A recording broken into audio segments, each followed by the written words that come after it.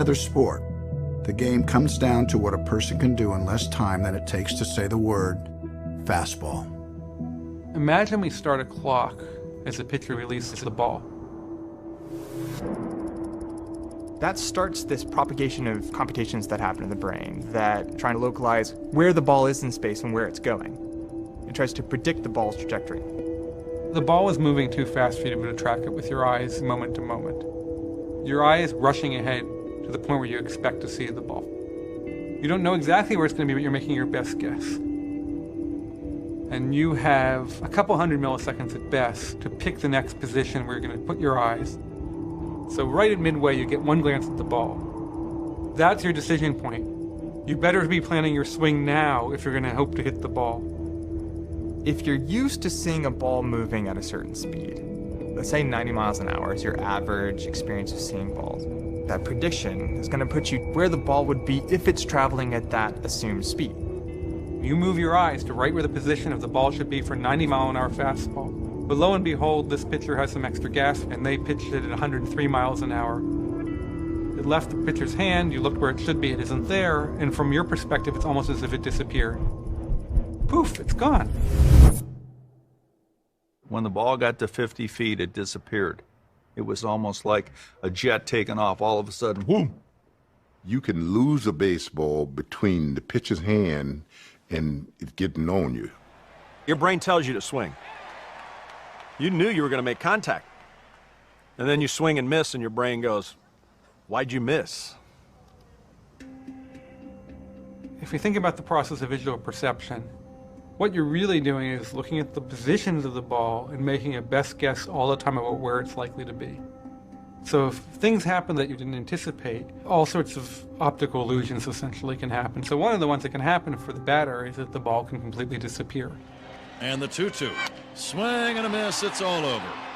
Our brain does a really good job of filling in gaps between the things that we see and sort of allows us to tell a story that makes sense about what happened. In that case where the ball is faster than your eye movements, the batter fails to reacquire the visual image of the ball, and the ball is now sort of beyond the point where he thought it was. He's going to look to a particular spot and expect the ball to be there, and the ball's not there. Now there's almost an error message that occurs, and there has to be a new telling of the story. One story that batters' brains create is that the fastest pitchers can actually make their fastball rise as it approaches home plate. Koufax, he threw a fastball, and that ball would start here, and by the time you swing it, it would hop a little bit up here. You watch the ball leave his hand, and then when you get ready to swing at it, it rises. 2-2 pitch to Parrish. Got him swinging. Dwight Gutton, he had a lot of jump and movement on the ball upward. There's very few guys that get that. You can know a fastball's coming, but it had that upward rising to it. And I could almost feel this thing hit my mustache. That ball really scared me, you know, because you lost it. Scientists say can't happen. The ball can't rise. I don't know. I don't think they ever played baseball. I don't think they did. It may not sound logical, but it rises. And I don't want to get into an argument with scientists, but I have to say that in some cases they're making a mistake. It wasn't impossible for it to happen because it did. You come over the top and you hold a four-seamer this way. You got 1, 2, 3, 4 across the seams. It did go up a little bit. You have to throw pretty hard. The guys that throw 80s and 89, 90, that ball's not going to go up. Chapman, I guarantee you his ball goes up a little bit. Devastating fastball that has that late life. It's impossible. You believe rising fastball is impossible? Yeah, I believe it's impossible. But I think, you know, I don't think it's possible for a fastball to rise, but I think it's possible for a ride, you know, something that's different. Well, I tried to get the ball to ride.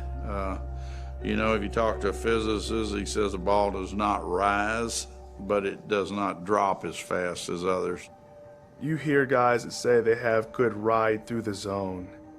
You know, it's just the natural spin, you know, 12 to 6, just like this.